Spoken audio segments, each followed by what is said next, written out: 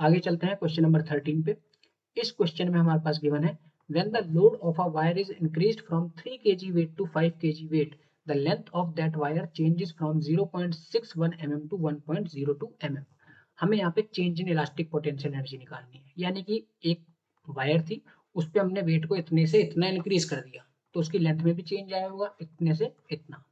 ठीक है, तो हमें change in elastic potential energy निकालनी है। तो जो भी गिवन डेटा है उसको हम लिख लेंगे। पहले फोर्स F1 लिख लिया हमने 3 kg वेट। अब kg वेट को न्यूटन में चेंज करेंगे तो वो हम कैसे करते हैं 9.8 से मल्टीप्लाई करके।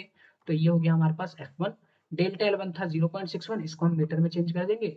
इसी तरह से F2 लिखेंगे 5 kg वेट, तो 5 इंटू में 9.8, ये हो जाएगा हमारे पास 49 न्यूटन। डेल्टा L2 कितना हो जाएगा 1.02 mm, इसको मीटर में चेंज कर दिया।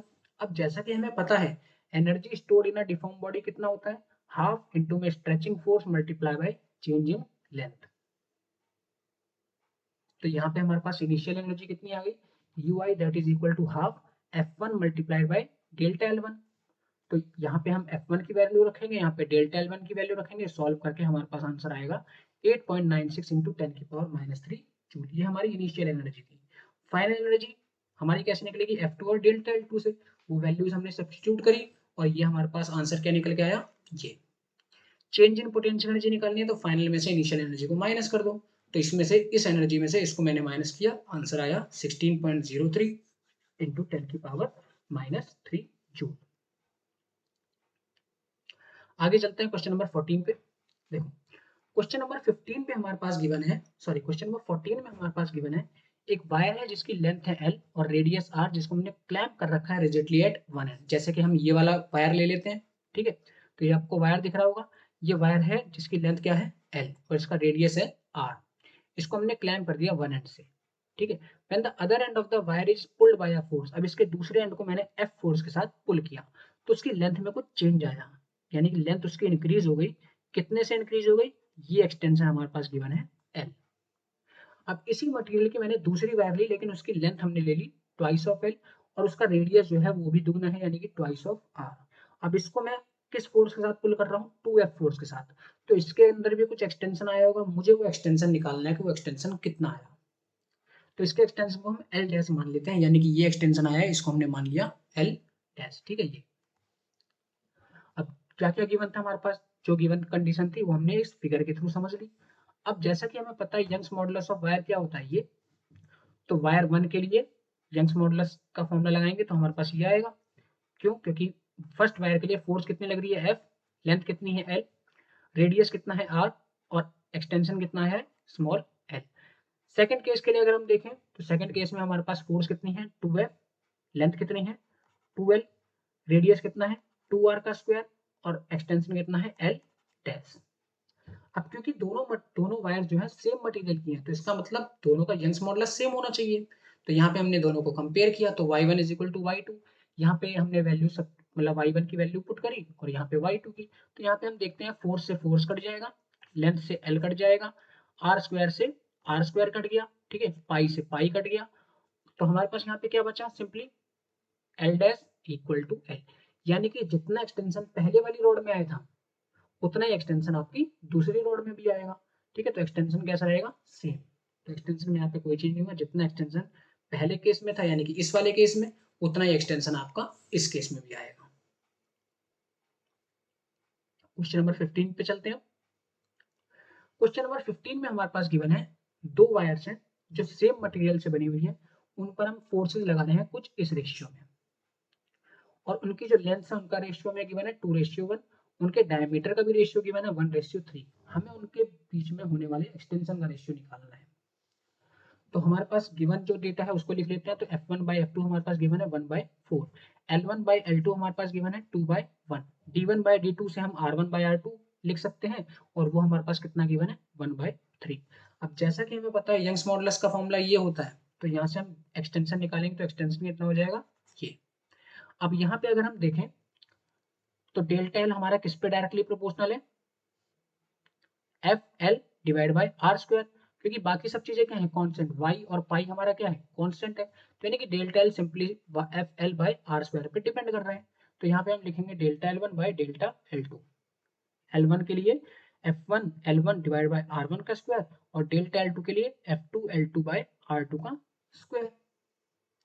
तो यहाँ पे हम क्या करते हैं, अब F1 बाय F2 रखेंगे, L1 बाय L2, और ये जो R1 था ये कहाँ, ये R2 ऊपर पहुंच जाएगा और R1 नीचे रह जाएगा, तो R2 बाय R1 का होल स्क्वायर हो गया। यहाँ पे वैल्यूज पुट कर देते हैं इसकी, ये वैल्यू पुट करी, L1 बाय L2 की वैल्यू पुट करी, R2 बाय R1 की वैल्यू पुट करी, इसका स्क्वायर कर दिया, तो हमारे पास इन दोनों का रेशियो क्या आ गया, 9:2। क्वेश्चन नंबर 16 में हमारे पास गिवन है एक स्टील वायर है जिसकी लेंथ है 4.7 मीटर और उसका क्रॉस सेक्शनल एरिया है 3.0 इंटू 10⁻⁻5 मीटर स्क्वायर। इसको हम स्ट्रेच कर रहे हैं by the same amount as a copper wire of length 3.5 metre and cross sectional area 4.0 into 10⁻⁻5 metre square under a given load. हमें रेशियो निकालना है Young's modulus of steel to that of copper का। तो सबसे पहले हम steel wire में देखते हैं, स्टील वायर में क्या क्या गिवन है, लेंथ ऑफ स्टील गिवन है और एरिया ऑफ स्टील गिवन है। इसी तरह से कॉपर वायर के लिए हमारे पास ये डेटा गिवन है। अब मान लेते हैं एफ फोर्स से, ठीक है, एफ वो आपका गिवन लोड है जिसने कि कितना एक्सटेंशन प्रोड्यूस किया है, डेल्टा एल का, दोनों ही वायर्स में। तो स्टील के लिए हमारे पास यंग्स मॉडुलस कितना आ गया, एफ इंटू में length of steel divide by area of steel और डेल्टा एल। एक्सटेंशन सेम है और फोर्स भी सेम है तो उसको हम एज इट इज रखेंगे, बाकी लेंथ के साथ में एस लगाएंगे, एरिया के साथ में एस, क्योंकि ये स्टील के लिए निकाल रहे हैं। इसी तरह से कॉपर के लिए लिख लिया मैंने, F L C divide by A C और इंटू में डेल्टा एल। अब दोनों इक्वेशन को क्या कर दो, आपस में डिवाइड कर दो, क्योंकि मुझे रेशियो निकालना है। तो फर्स्ट इक्वेशन को सेकंड से डिवाइड कर दिया, तो यहाँ पे हमारे पास ये वैल्यू आ गई कुछ, एफ इंटू में L S divide by A S into में डेल्टा एल, और जो इसके नीचे आना था उसको मैंने उल्टा करके लिख दिया, यानी ए सी इंटू में delta L divide by F into में एल सी। एफ से एफ कट जाएगा, डेल्टा एल से डेल्टा एल कट जाएगा, हमारे पास आंसर बचा L S by A S into में A C by L C. L S की वैल्यू जो गिवन थी एज इट इज रखेंगे, ए सी की वैल्यू एज इट इज रखेंगे, ए एस की रखेंगे और एल सी की। पूरा सॉल्व करके हमारे पास आंसर कितना आएगा, 18.8 डिवाइड बाई 10.5, और इसको हम डिवाइड करके क्या लिखेंगे 1.79, जो कि अप्रॉक्स किसके बराबर है 1.8 के। तो हमारे पास रेशियो कितना आ गया 1.8। क्वेश्चन नंबर 17 में हमारे पास गिवन है दो वायर्स हैं जिनका डायमीटर है 0.25 सेंटीमीटर, एक आपकी बनी हुई है स्टील की और जो दूसरी बनी हुई है वो बनी है ब्रास की, और दोनों को हमने लोड कर रखा है जैसे कि आपको फिगर में दिख रहा है। जो अनलोडेड लेंथ है स्टील वायर की वो है 1.5 मीटर और जो ब्रास वायर की अनलोडेड लेंथ है वो है 1.0 मीटर, यानी ओरिजिनल लेंथ है, ठीक है, बिना लोड के। अब हमने क्या देखा, यंग्स मॉडुलस ऑफ स्टील हमारे पास दे रखा है, ब्रास का भी दे रखा है, हमें इलोंगेशन निकालना है स्टील वायर और ब्रास वायर का। बहुत ही सिंपल सा क्वेश्चन है, देखते हैं कैसे सॉल्व होगा। तो पहले गिवन डेटा हमने लिख दिया, डायमीटर गिवन है, वहां से हमने रेडियस निकाल लिया, इतना आएगा। लेंथ ऑफ स्टील वायर हमारे पास ये गिवन है, लेंथ ऑफ ब्रास ये गिवन है, यंग्स मॉडुलस ऑफ स्टील और यंग्स मॉडुलस ऑफ ब्रास भी हमारे पास गिवन है।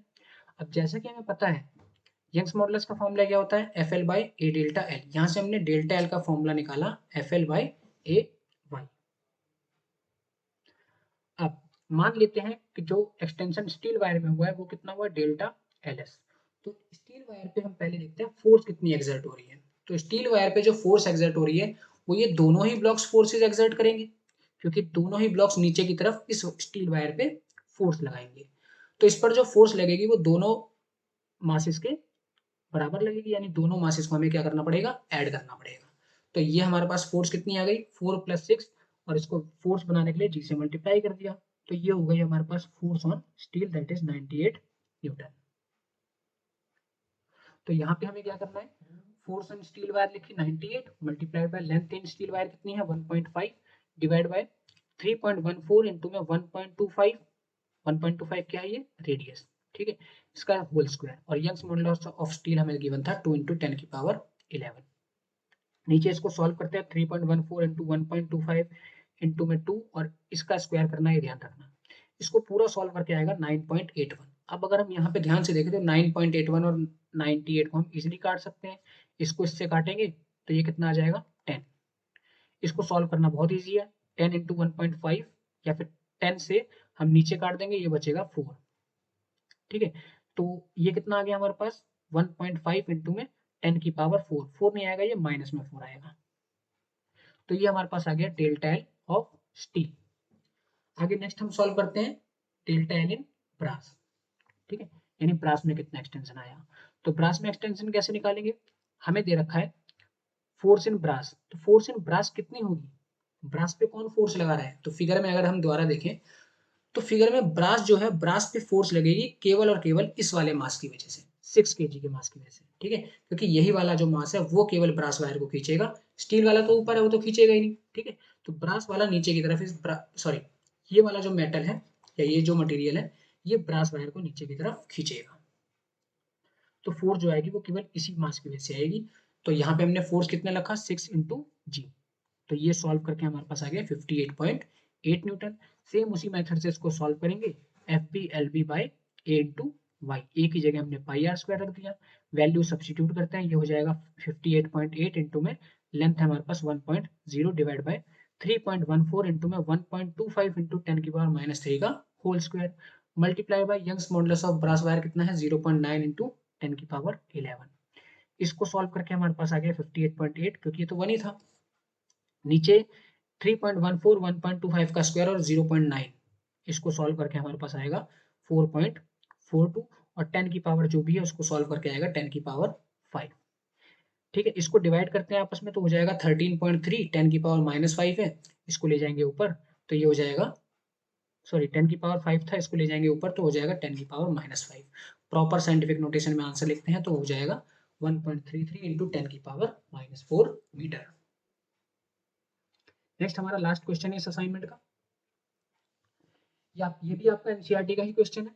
इस क्वेश्चन में हमारे पास गिवन है the edge of an aluminium cube is 10 centimetre long, ठीक है, एक हमारे पास एल्यूमिनियम क्यूब है जिसकी एज हमें 10 सेंटीमीटर लॉन्ग दे रखी है, इसके एक फेस को मैंने फर्मली फिक्स कर दिया वर्टिकल वॉल से, जैसे कि आपको फिगर में दिख रहा होगा, एक वर्टिकल वॉल है, इसके एक फेस को मैंने इस वर्टिकल वॉल पे फर्मली फिक्स कर दिया, और एक मास है 100 केजी का जिसको मैंने अटैच कर दिया opposite face of the cube, यानी इसका जो अपोजिट फेस था ना, इस अपोजिट फेस पे मैंने एक 100 केजी का मास फिक्स कर दिया।